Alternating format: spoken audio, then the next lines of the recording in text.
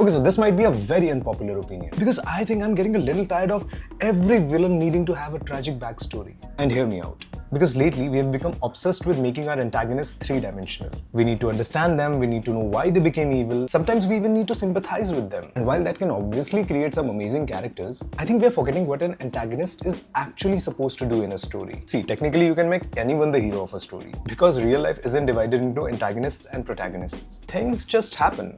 It's only when we selectively pick certain events, place them in a certain order, and show them from somebody's perspective that the story emerges. And that person becomes a protagonist. So naturally, the story follows their journey. They have a goal, they face obstacles, and they change. And hopefully by the end of it, they complete some sort of a character arc. The antagonist, on the other hand, primarily exists as an opposing force to that journey. But here's where I think things get interesting. The moment you start giving an antagonist an equally elaborate backstory, their own struggles, their own motivations, their own character arc, you are basically telling us another protagonist story.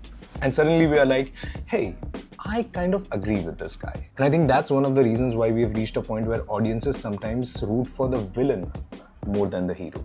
Which is why Lex Luthor in James Gunn's Superman felt such a breath of fresh air to me. The guy hates Superman, he's jealous, he's petty, he's narcissistic, and that's enough. I don't need a flashback showing that Superman accidentally caused a lab accident which made Lex lose his hair. Ye hua hai kya? Because the more you explain someone's actions, the easier it becomes to understand their perspective. And sometimes for a villain to really work, maybe I don't need to understand their perspective. Maybe I just need them to be a really good obstacle for my protagonist. Now, obviously that doesn't mean that three-dimensional protagonists are bad. I mean, some of the greatest villains ever written are incredibly complex. But I don't think that every villain needs to be secretly misunderstood either. Sometimes, I just need a really good asshole. But hey, that's just my opinion. What do you think about it? Do let me know in the comments down below. Chalo, bye.